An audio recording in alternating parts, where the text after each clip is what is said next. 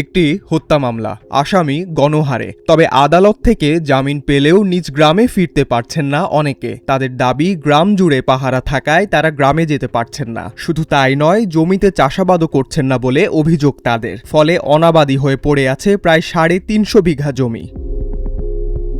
চাঁপাইনবাবগঞ্জ সদর উপজেলার শাহজাহানপুর ইউনিয়নের পদ্মাপাড়ের দুর্গম চর দুর্লভপুর গ্রাম। গত 6 জুন দুপক্ষের সংঘর্ষে বল্লমের আঘাতে নিহত হন মোহাম্মদ ইব্রাহিম। এ ঘটনায় হত্যা মামলা দায়ের করেন বাবা শওকত আলী।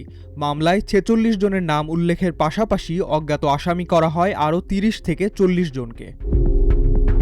পুলিশ বলছে, মামলায় এখন পর্যন্ত গ্রেপ্তার করা হয়েছে 5 জনকে। এদের মধ্যে 4 জন নিম্ন আদালত থেকে জামিন পেয়েছেন। এছাড়া আরও 37 জন উচ্চ আদালত থেকে জামিন নিয়েছেন। 4 জন এখনও পলাতক রয়েছেন। জামিনে থাকা আসামিদের অভিযোগ, এলাকায় ফিরতে না পারায় তাদের ফসল কেটে নেওয়া হয়েছে এবং কিছু জমি দখল করে চাষাবাদ শুরু করা হয়েছে। তাদের দাবি, আত্মীয় স্বজনদের দিয়েও জমিতে আবাদ করাতে পারেননি তারা। ফলে প্রায় 350 বিঘা জমি অনাবাদি পড়ে রয়েছে।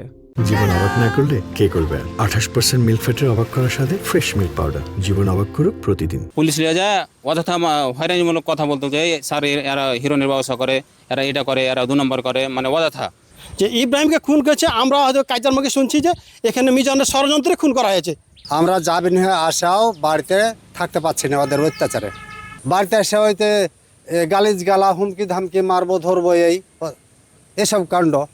আমরা ওদের গায়ে যাই না, আমাদের গায়ে কিন্তু ওরা সমস্ত গতর ঘাসটাতে আসছে, কিন্তু আমরা ঘৃণা, আমরা যাই না, ভয়ে যাই না, যাবো না ওর জায়গাতে। অন্যদিকে নিহত ইব্রাহিমের পরিবারের দাবি, সংঘর্ষের সময় প্রতিপক্ষের হামলায় তার মৃত্যু হয়েছে এবং তারা ঘটনার বিচার চান। বাদীপক্ষের ছোড়া বল্লমের আঘাতেই মৃত্যু হয়েছে তার এবং সেই ঘটনার দায় তাদের উপর চাপানো হয়েছে। 5-7 জন মিলে মেরেছে বেটা, কিন্তু কাজিয়াতে ওরা সবাই ছিল। তাও ওরা বোধহয় মেলা ছিল বেটা, 20-25 জন ছিল। আর এখানে বেটা 7 জন ছিল বেটা ছেলে, আর 2টা মহিলা। যে মায়েরাছে আর ফাঁসি চাই আমি, আর নাহলে সারা জীবন যার জীবন কাটানো চাই। আসামিগুলো এসে ঘুরে বেড়াচ্ছে, ঘুমাচ্ছে, তাদেরকে ধরা হচ্ছে না। পুলিশকে আমরা ডাকলে বলছি আসবো, তারপরে যে ধরবো, কিন্তু এসব বাদীপক্ষ ডাকলে কিন্তু আসে না। মানে বাদীর মুখ থেকে শোনা যাচ্ছে যে ডাকলে আসে না। জেলার অতিরিক্ত পুলিশ সুপার জানান, মামলাটি এখনও তদন্তাধীন। ময়না তদন্তের প্রতিবেদন পাওয়ার পর তদন্তে অগ্রগতি হবে। বাদীর যে অভিযোগটি, এটা আসলে গতানুগতিক অভিযোগ।